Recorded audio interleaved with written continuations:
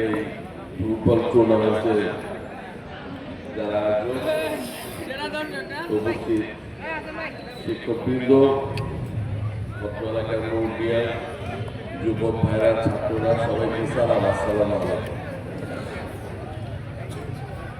তো আমি তো খেলা এনজয় করি। আমি আসলে আজকে দেরি করে ফেলছি, খেলা দেখতে পেলাম অল্প, খুব ভালো লাগলো। যতটুকু দেখলাম ভালো লাগছে।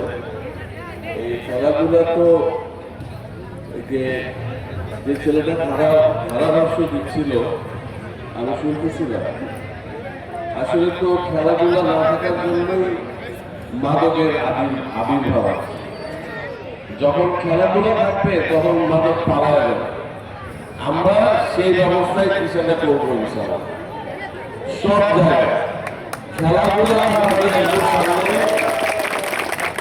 প্রত্যেকটা স্কুলের মাঠ সংস্কার হবে, প্রত্যেকটা স্কুলে, প্রাইমারি স্কুল সহ সব স্কুলের মাঠ আমরা সংস্কার করবো, যাতে রেগুলার খেলাধুলার ব্যবস্থা থাকে এবং খেলাধুলার মাধ্যমে আমাদের ছেলেরা তাদের সময়টুকু কাটাতে পারে, যাতে অন্য কোনো দিকে আর মনোযোগ না যায়।